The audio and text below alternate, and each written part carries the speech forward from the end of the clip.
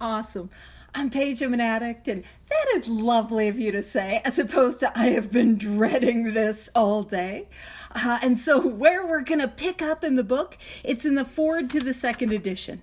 And where we're picking up is on page XVI, Roman numeral XVI. And the quickest way to find it is to find forward to the second edition, flip the page, and it's on the left-hand side of the page.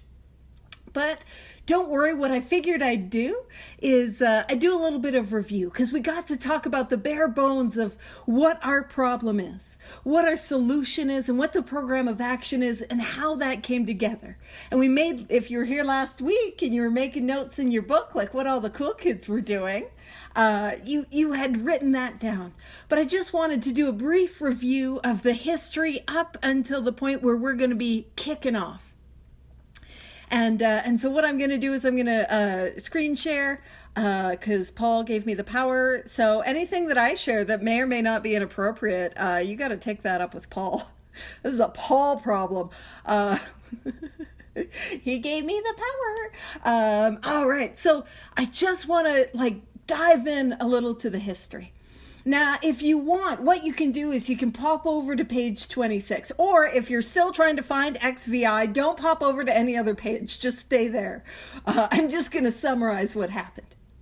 And on page 26, it talks about a certain American businessman. And that is our guy, Rowland Hazard. Rowland Hazard III, which you can tell based on his delightful face and color and the fact that he is Rowland Hazard III, that he is a guy that comes from money. He is a super, super wealthy guy, but he happens to have alcoholism. And on page 26, it talks about how he tries all these different things to put between him and the first drink. And in kind of his history, he was actually far more interested in the harm reduction approach. He's like, I'd like to do some controlled drinking. Anyone here ever try controlled drinking, controlled drug use? Anyone here ever tried that? Right? That's our guy, Rowland. That's what he was doing. And oftentimes, as we go through the history, we hear the story that Rowland Hazard. So what is true is that Rowland Hazard, he was seeing the best of the best of the best in the United States, and nothing was working. And then what we hear in the rooms and what we hear about the history is that Rowland Hazard was like, you know what? I can't see the best in the best of the United States. I got to see the best of the best in the whole world. I'm going to see if Sigmund Freud is available. And I'm going to go see Sigmund Freud. And thankfully for us, in the story, in the legend, Sigmund Freud wasn't seeing new patients. Now, that's not true. Historically, and I can't get away with some of my historical inaccuracies because Howard's here and Kathy's gonna be like Howard's enforcer for this one. So I gotta be accurate. But when we hear things and we talk about the legends and the myths of the history, they're there to convey a message. And why might the legend of Rowland Hazard really wanting to see Sigmund Freud but having to settle for Carl Jung be a part of that message or a part of that myth?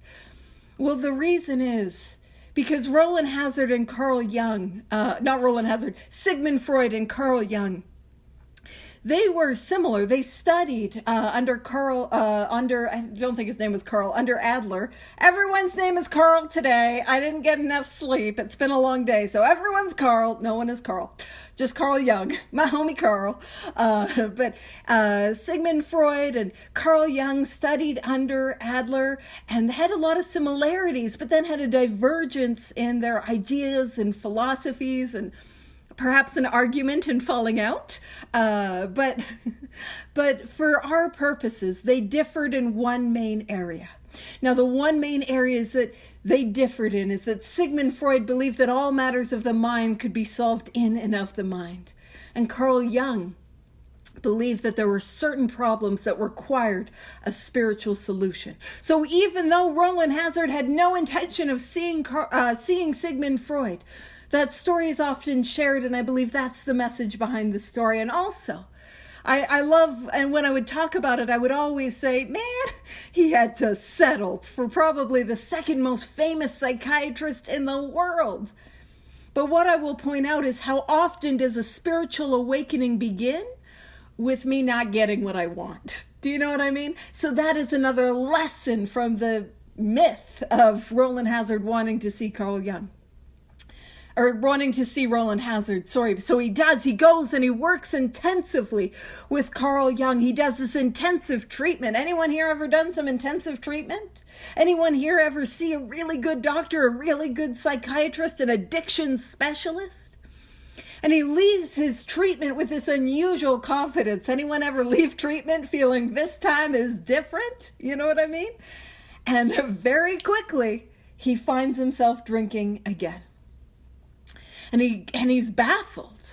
He's baffled, and he goes back to Carl Jung, and this is historically accurate for Scherzies. Roland Hazard said, "Dude, what the heck?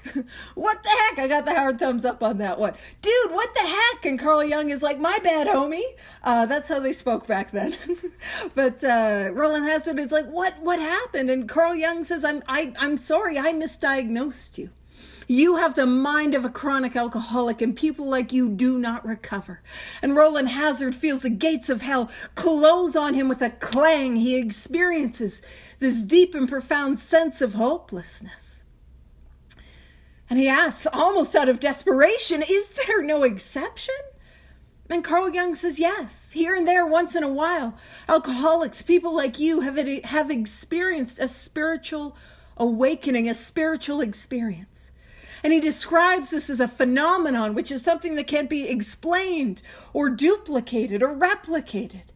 And he describes it as these huge emotional ideas, these that were once the guiding forces of our life, are suddenly cast to one side, and a completely new set of conceptions begin to dominate them. These ideas, these emotions, these attitudes that were once the guiding forces of our life, suddenly cast to one side. This profound alteration in how I show up to life, how I see life. And in that moment, Roland Hazard learns what our solution is. And our solution in Alcoholics Anonymous, and then in Cocaine Anonymous, by the way of being a 12-step fellowship, our solution is a spiritual awakening. That is the solution to the problem of my addiction, a spiritual awakening. And Roland Hazard was like, "Uh-oh, I need one of those," you know?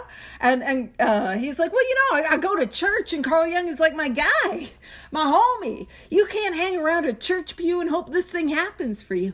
The odds of a spiritual awakening are like the odds of you getting struck by lightning. You have to go and find it." And what was growing in popularity at that time was an organization that was known as the Oxford Group. And the Oxford Group was religious in nature. And their whole thrust was about having a deeper experience of God, a deeper surrender to the God of their own understanding.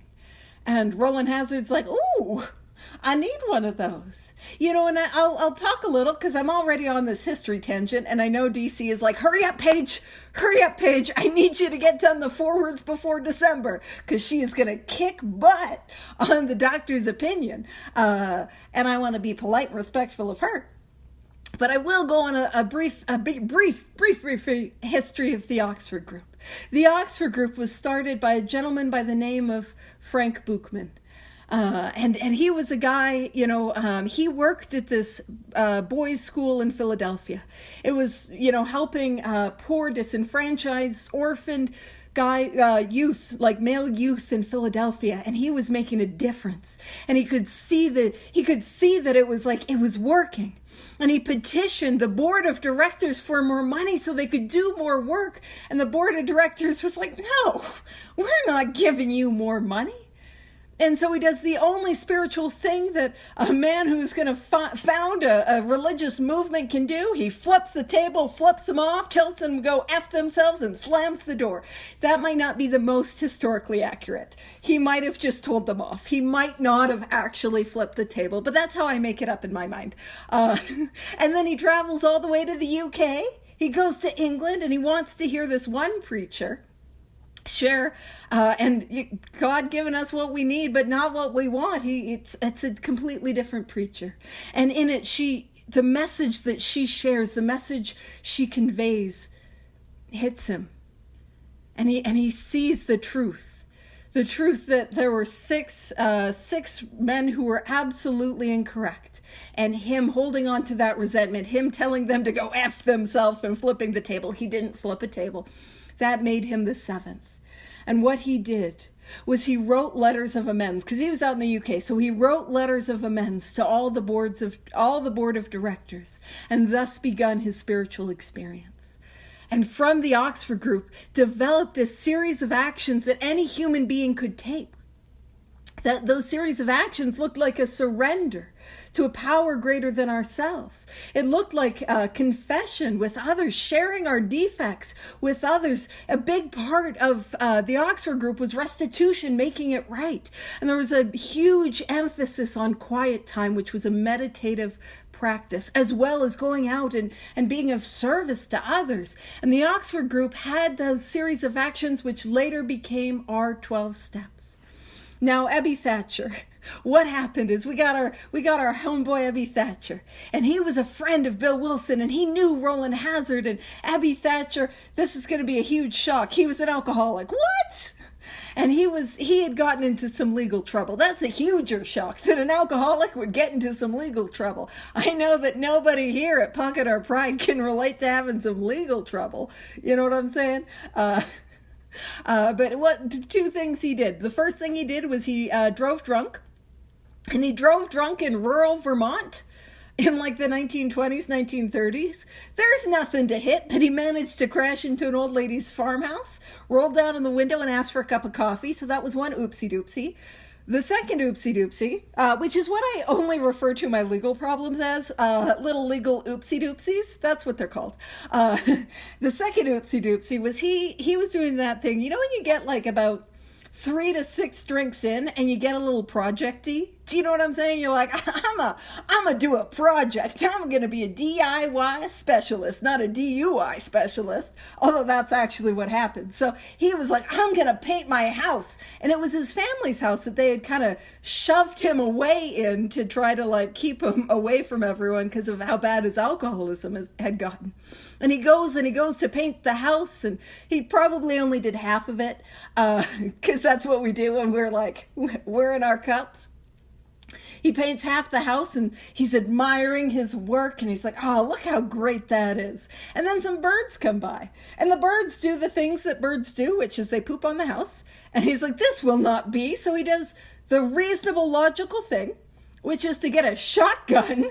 So he goes and gets a shotgun. Keep in mind, he's well drunk at this point, and he's shooting at the birds. And I imagine, in my mind, especially because I like birds, he didn't hit a single one of them.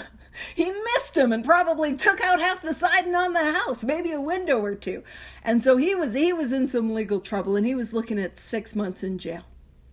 And it's one of those miracles of the history of Alcoholics Anonymous is Rowland Hazard happened to be in town visiting, like summering in Vermont as the wealthy people do. Happened to be in town the exact week that Ebby Thatcher was on trial.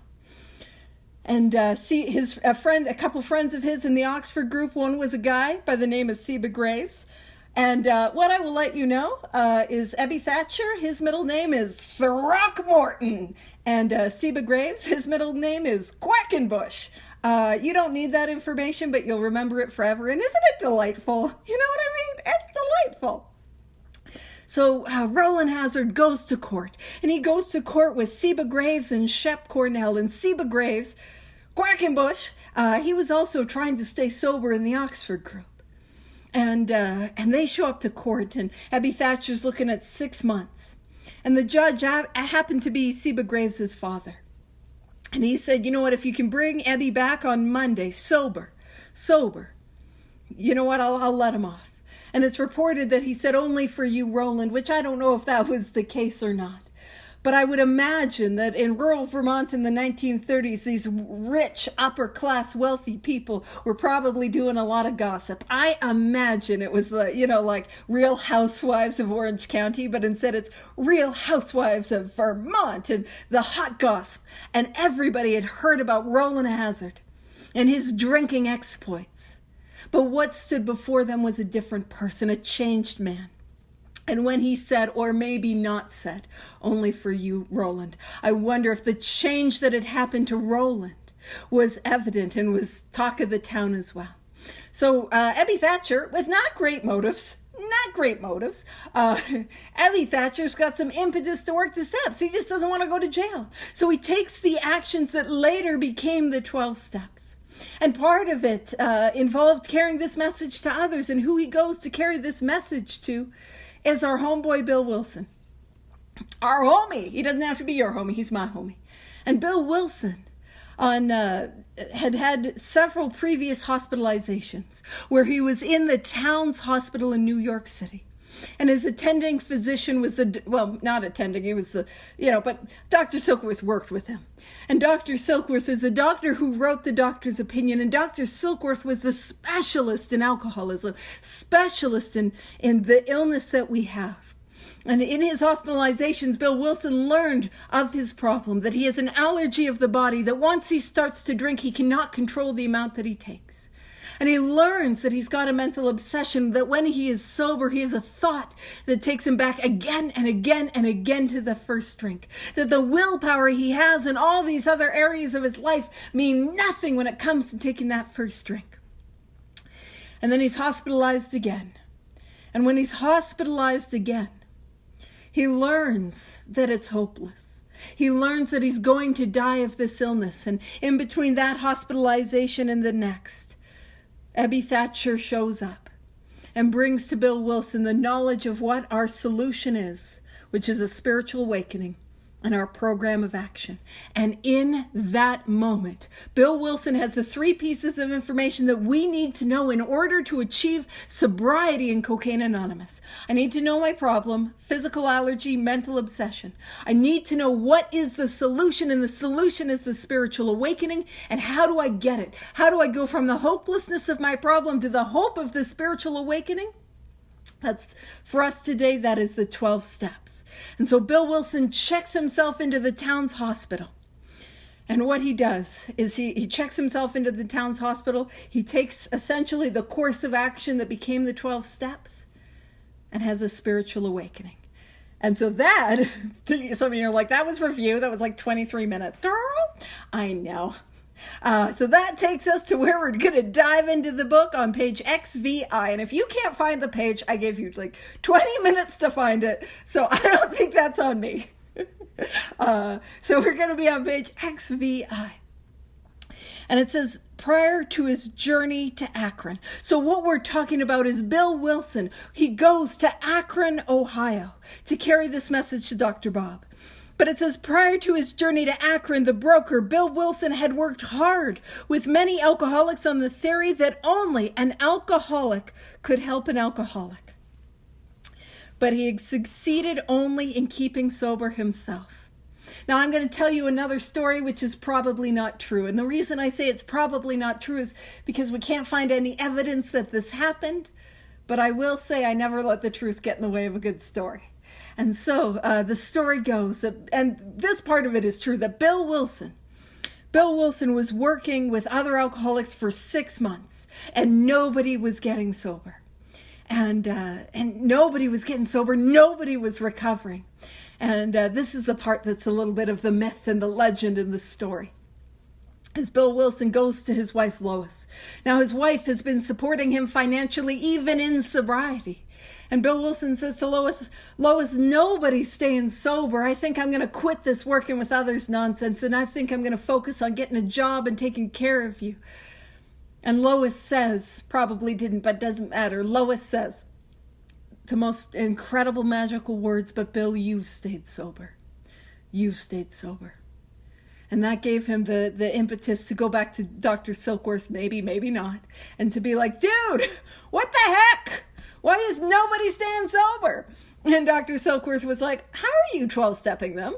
And Bill's like, I'm talking to them about my spiritual awakening and how great that was. And Dr. Silkworth's like, guy, Billy Dubs, no, don't do that. Don't do that.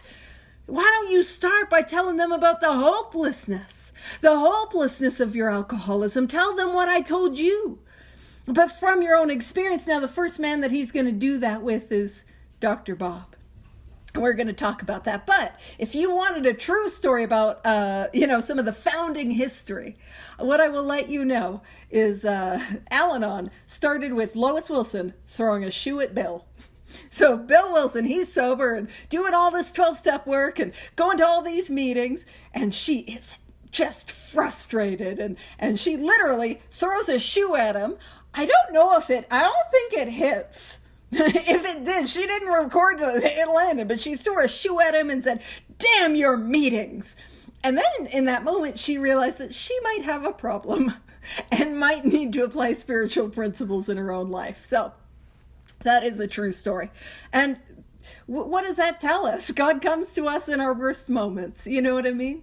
Many fellowships have started out of resentments. Many meetings have started out of resentments, And so it says, it goes on to say, the broker had gone to Akron on a business venture which had collapsed, leaving him greatly in fear that he might start drinking again. So Bill Wilson goes to Akron, Ohio. Now, at that time, Akron, Ohio was the rubber capital of the world. And Paul and I and Eileen, we went to Akron, Ohio this summer, and Eileen was there for this part of it.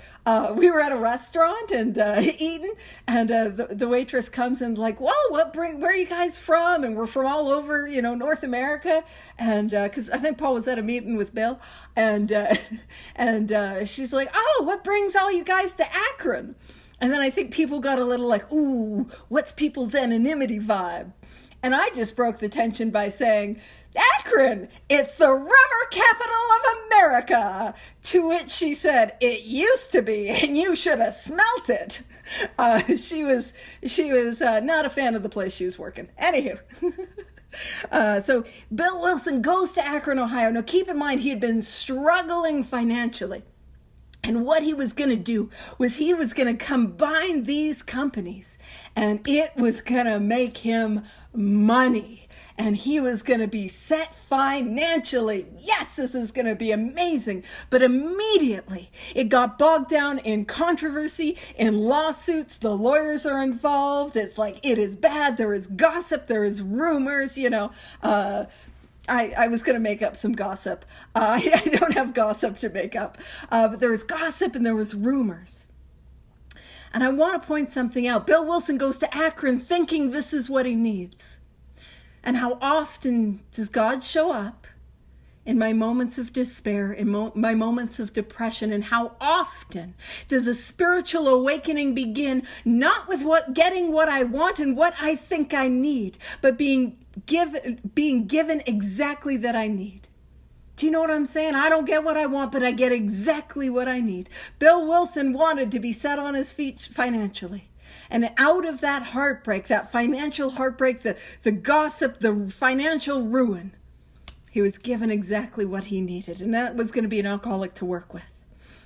So it said he suddenly realized, and this is important, that in order to save himself, he must carry his message to another alcoholic. Working with others is not optional. It is not for the cool kids. Or the nerds or the keeners. It is a part of this thing. If I want permanent contented sobriety, if I don't want to get high again, if I don't want to use again, if I don't want to drink again, if I don't want to do it again, I have got to work with others. In order to save myself, I've got to carry this message to another alcoholic, to another addict, to another person that is suffering the way that I have suffered. And it says that alcoholic turned out to be the Akron physician. And I'm going to tell the story, and I'm going to tell it in a very page sort of way, which is not always historically accurate. And so Bill Wilson, he is at the Mayflower Hotel, and he's discredited. He's broke. He doesn't have enough money to pay his hotel bill. He maybe could get enough money to maybe get back to New York, but he definitely can't do both. And he's sitting there and he's sitting in the lobby and he hears the noise coming to him from the bar. It sounds like that ha ha ha ha ha, that laughter, that chatter, and he could listen and he could just hear the ice clink on the glass. Clink, clink, clink. You guys ever been there? And in that moment, he's like, maybe I could just go in there and just sip some ginger ale. And then he gets a thought. And that thought is, I've been sober 6 months. Maybe I could handle, let's say, 3 drinks, no more. And he's gripped by fear. He knows that feeling. It is the insidious insanity. It is the mental obsession. He knows it. He feels it. And so to the right of him is doom, is peril. And I have a sponsee that talks about the road to hell never looks like the road to hell. The road to hell, which is what happens when I take that first drink, when I take that first drug. It sound like ha ha ha ha, clink, clink, clink, doesn't that sound? So he hears that. That's to the right of him. And to the left of him is a telephone booth. Now, keep in mind, he had been working with other alcoholics for 6 months. And in that moment, he is struck sane. In that moment, he is struck sober. And he goes and he thanks God, and he goes to the telephone booth and he lifts up the receiver, and in the telephone booth is a church directory, and he calls churches and he gets a hold. Now, I'm gonna tell you this story, and some of you are like, girl, this is real history heavy. I know, don't worry, we'll get us to the other stuff, but I want to tell this story because this is the miracle of God. And the miracle of God that worked in the telephone booth that day is the same miracle of God that works in our lives today in the here and now. So Bill Wilson lifts up the receiver and starts calling churches. And he gets a hold of a gentleman by the name of Reverend Walter Tunks. And he calls up this reverend, who gets him a hold of a gentleman by the name of Norman Shepherd. And Norman Shepherd gets him in contact with a gal, my homegirl, Henrietta Seiberling, the Sibes. She's my girl. You don't have to think she's great. I love her. I have a Henrietta Seiberling shirt because I'm fun at parties. But the Seiberling, who then gets a hold of Ann Smith, Dr. Bob's wife. And I want you to know is when it says that alcoholic turned out to be the Akron physician, that is Dr. Bob. And what happens is, Bill Wilson, he's making these calls. And keep in mind, if any of these calls are dropped, we might not be here today. If any of those calls are missed, we might not be here today. Do you know what I'm saying? It really is. It really is this idea that there is no answering machines. We didn't even have pagers. Some of you are like, girl, don't reference pagers as an ancient technology. Some of you are going to get real uncomfy when I talk about party lines, Not every house had its own phone number, you know what I mean? It was a party line. And if any of those calls are missed, we might not be here. And so it's this beautiful thing. It goes on to say the physician had repeatedly tried spiritual means to resolve his alcoholic dilemma, but it failed. Dr. Bob had been in the Oxford group for 2 years and was not able to stay sober. Now, in the course of those phone calls, in the course of, those getting a hold of, Reverend Tunks to Norman Shepherd to my gal, the Seiberling, what up? She answers the phone. And Bill Wilson says, hello, I'm a gin hound, I'm a rum hound, I'm a drunk from New York. Do you possibly do you possibly know of an alcoholic that I can help? An alcoholic that I can work with? And do you know what Henrietta Seiberling says? She says, this is manna. And what she means is this is a miracle. Manna is the food of the gods. This is an answered prayer. Because a couple weeks earlier, they knew about Dr. Bob's drinking. Dr. Bob liked to think that nobody knew. But they had actually had a prayer group for Dr. Bob. And they had a group where they got together and they shared their struggles, and they had their confession, and they prayed for him, and they prayed for his sobriety. And just a couple weeks later, Henrietta Seiberling answers the phone, and it's an alcoholic from New York by the name of Bill Wilson. And it's important to remember, if I struggle with the belief that there could be a power greater than myself, is it possible that my very sobriety here and now is the answer to somebody's prayer? And is it possible that if I do this work, I live this way of life, and I go and I carry this message to another alcoholic, another addict, another cocaine addict, another silly little crackhead just like myself, that I get to be an agent for God and answer the prayers of those that somebody would give anything if they could get sober for? Do you know what I'm saying? And I love my girl, Henrietta Seiberling, because she had a couple like where she was worried about AA and the direction it was going to go. And some of the people thought, oh, AA, we shouldn't be too, we don't want to be too religious. And Henrietta Seiberling, she was quoted as saying this. And I love it because it is so funny. She said, "We're not in the business to please alcoholics. They've been pleasing themselves well enough for years. We are in the business to please God, our only source of power and strength. And if we hide what we've got, if we hide our light under a bushel, if we hide that, then we might as well be a Rotary Club or something." And so that idea, like, we're here to talk about what this power that I didn't like and I didn't believe in has done for me in my life. And so what happened is Bill Wilson goes and he gets a hold of Henrietta Seiberling, who calls Ann Smith. Now, Mother's Day, Dr. Bob, day before Mother's Day, Dr. Bob had gone on a good old bender. And he had shown up and he had got a big potted plant, and I imagine he stole it from some dining establishment. That's my mind. There's no evidence to that. And he put it on the kitchen table. I imagine the pot has a crack in it and there's soil all over the place. Goes upstairs, passes out to bed, and Ann Smith is like, let's meet tomorrow. And so the next day, and Dr. Bob, he wasn't open. He's like, I'm going to 15 minutes. I'll give him 15 minutes of my time.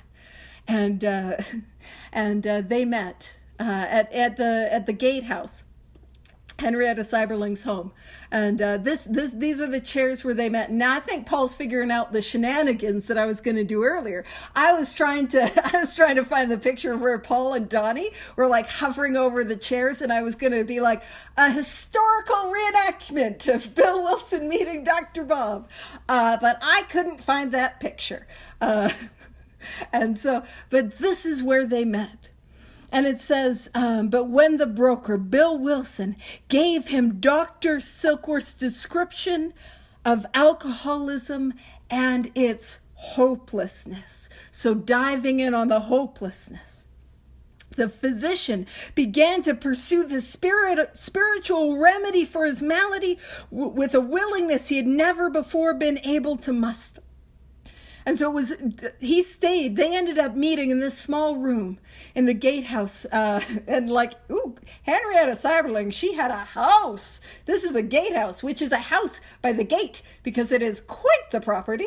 But they ended up meeting for like 5 hours and talking.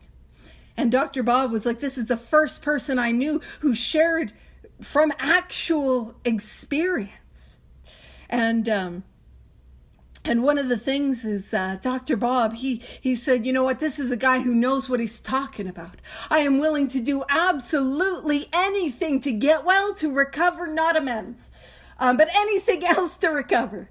And so Dr. Bob, he makes a start on this thing, but goes in June to a medical conference in Atlantic City and gets drunk. Like not a little drunk, a lot drunk. He goes on it's bad. He goes on a terrible bender. He shows up back in Akron. He ends up at his office receptionist's house, and they have to call Bill and Lois or Bill and Ann, his wife, to come and get him. And it was bad. And then the next day he had surgery. And so they gave him a bottle of beer and I think 2 goofballs, which would be like a benzo. They don't got goofballs like they used to. And he had to go have surgery. And I was make the joke, we don't know how that surgery went. It probably went fine. Otherwise there would be a malpractice, but he goes and makes that surgery. But he doesn't come back home. And keep in mind, there's no Apple AirTag. Yes, Paul's got the picture on his thing. The Apple AirTag. They can't find him. So they just think he's gone off on another bender. But at the end of the night, Dr. Bob comes back to the house. And what he had been doing is not going on a bender, but going on a mender. So what he had done is gone and made out all of his amends. And you see, the lesson in that is when an alcoholic relapses, an addict relapses, it is never what happened. To relapse is the inevitable state of an alcoholic, the inevitable state of an addict. That is inevitable. It is what did not happen. What action did I not take to have the spiritual awakening? And what do I need to do? What I need to do is that which I was not doing, which is to say, go make my amends. And that is from that point, when he had permanent sobriety. It says he sobered, never to drink again, up to the moment of his death in 1950. And I'll stop the share. Now, if you put that picture in the chat, if you're able to, Paul, no pressure. I can screen share it. No, don't worry about it. That was the stupid joke that I was trying so hard to find that picture for at the start of the meeting. That was my not great joke. I was like, historical reenactment, All right, so this, and I want to point out this is the birth of the Fellowship Alcoholics Anonymous, and from Alcoholics Anonymous grew Cocaine Anonymous. But the birth is not Bill Wilson's sobriety date, but Dr. Bob's sobriety date. Not when there is one, when there is two. When the message is carried from for our purposes, one addict to another. That is the birth of the fellowship. So it says, this seemed to prove that one alcoholic could affect another as no non-alcoholic could. It also indicated that, and this is important, strenuous, highlight, underline, stars beside, strenuous work, one alcoholic with another, was vital to permanent recovery. If I want permanent recovery, I've got to sponsor others. I've got to carry this message to others. It's not optional for somebody like me. That's right. It's got to be strenuous. And here's the thing I always tell my sponsees, if I am not inconvenienced, I don't have enough sponsees. I'm not saying you can't have hobbies. Listen, let's be real. I don't know what hobbies are. I'm always like crochet. Spearfishing, that's aggressive. Make your amends before you get a pointy object. Not a safe hobby, just to pick up. Or do you? I don't know. I don't know hobbies. But you can have hobbies. Please spend time with your friends and family. But if I am not at least a little bit inconvenienced by my sponsees, I don't have enough sponsees. It's strenuous work, one alcoholic with another. And that one alcoholic with another is 12-step work, carrying this message, taking them through the steps. That's what we're talking about. And because it is vital, which is life-giving to permanent recovery, we see the urgency. There's a deep sense of urgency when there's somebody new, when there's somebody coming back. There's a tremendous sense of urgency, because I don't know about you guys, but I'll tell you what happens for me is I'll be willing to take some actions that I wasn't previously willing to take, but that window closes and I got it. Now I know what I need to do. I just gotta, that closes. The inevitability of the first drink, the first drug, the first hit, the first hoot, the first high. The inevitability of the relapse. Time is ticking. I will relapse. I've got to get to work, and I've got to get to work quickly. So it says, hence the two men sent to work almost frantically. So for their urgency, there's a tremendous sense of urgency upon alcoholics arriving in the ward of the Akron City Hospital. And just because I talked about Henrietta Seiberling, my gal, and because I won't have time or opportunity to talk about it later, I'm going to talk about Sister Ignatia real quick. She is another one of my non-alcoholic homies. She's one of our, I was going to say a badass. She was a nun. I do not think she would like being called a badass. She probably would want me to watch my language. And Sister Ignatia, she was such a help to Dr. Bob and to the work that they did in Akron, Ohio, because hospitals don't like us and didn't like us. And so she would have to sneak in alcoholics under different sort of diagnoses and she, man, she did so much for us. And it's an interesting thing. I read a little about her. She, God bless her, she had tremendous anxiety in her life, and she had an incredible talent for music, but she had a nervous breakdown working in like a music situation. And so what was calmer apparently was dealing with alcoholics and like sneaking them into the hospital. So she's my bad AB, you know? You can figure out what those words mean. But if you are like, you know what I like? Coffee at meetings. You can thank Sister Ignatia. Oh man, I have a replica, but it's over there. I didn't grab it. Also, if you like chips, medallions, coins, you can thank Sister Ignatia for that. Because what she would do is she would give the alcoholics that would give them these little Sacred Heart medallions. And to be fair, this isn't how the illness works, but it's my level of manipulation, so I get it. She would give them this little medallion, and she'd say, all right, if you want to go drink, what you have to do is you have to come and you have to give it back to me before you go drink. Which we know that's not an effective strategy, but I just think that's the best. You know, I would do stuff like that. In fact, I have done stuff like that. I brought back a bunch of those from Akron, and I was like, if you want to go, get high, you gotta give that back to me. Didn't work, haven't gotten it back. Alrighty. So, it says their very first case, and I want to emphasize something, a desperate one. To be desperate is to see that I am hopeless. And this is our guy, Bill Dotson. Billy Dots, as I like to call him. My guy. Also, if you're wondering, why did they change the stories in the back of the book? Because it would just be a bunch of stories of guys named Bill and Bob. And William and Robert and maybe a Richard or two. I always make that because it's my one little dick joke that I gotta make. Some of you got it. Some of you are like, haven't got that. Okay, that's fine. All right, so desperate one, and I want to point out recovered. So that hopeless to hope. Hopeless to hope. I love it. Hopeless to hope. Recovered immediately.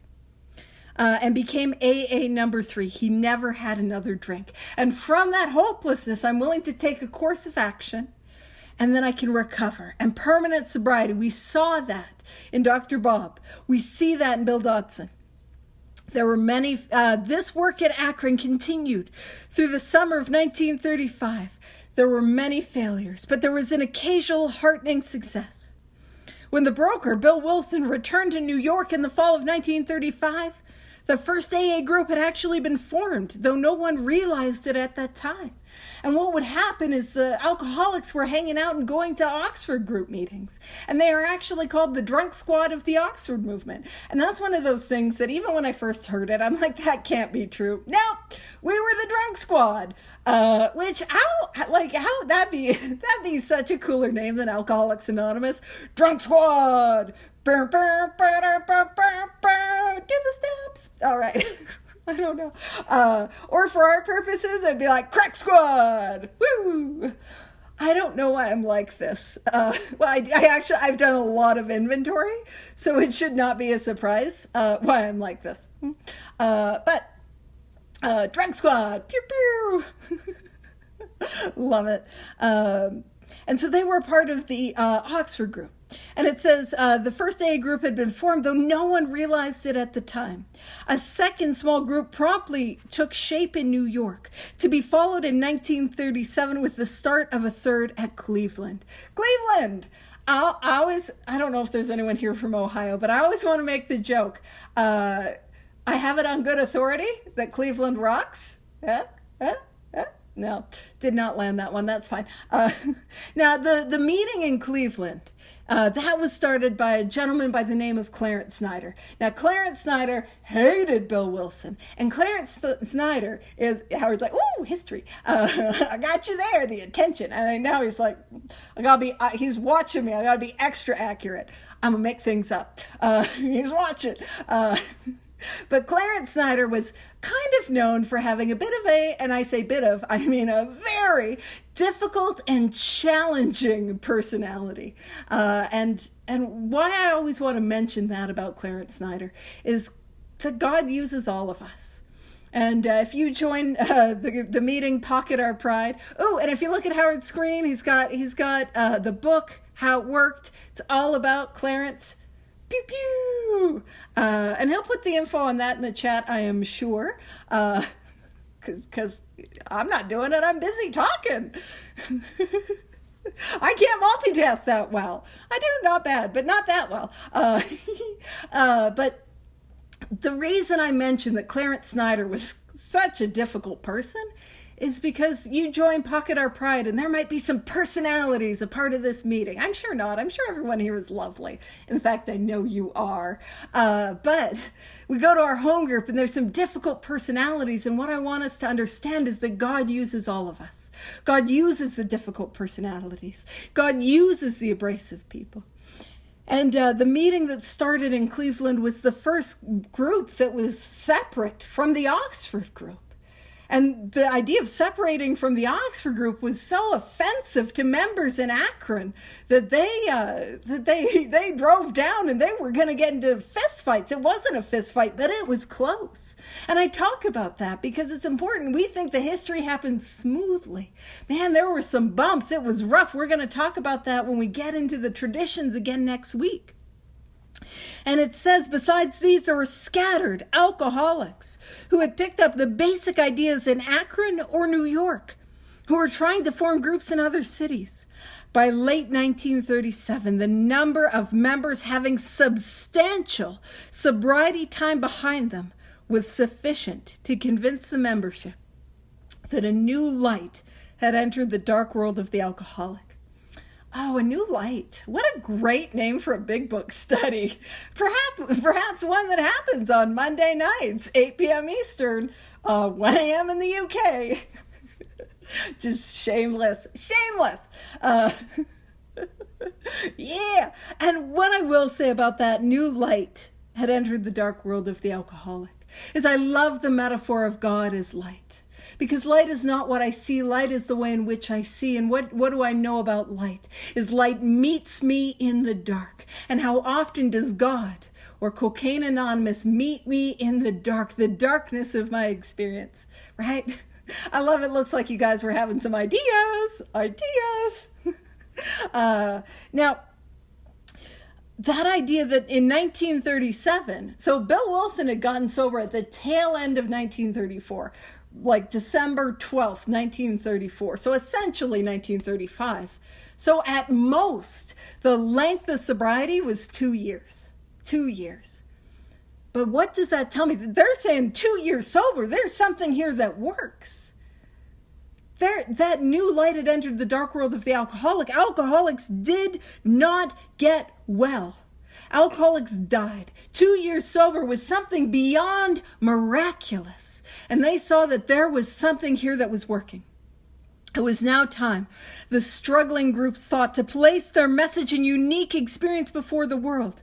This determination bore fruit in the spring of 1939 by the publication of this volume.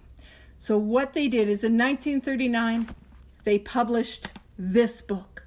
And the purpose of this book was to go out and succinctly carry this message.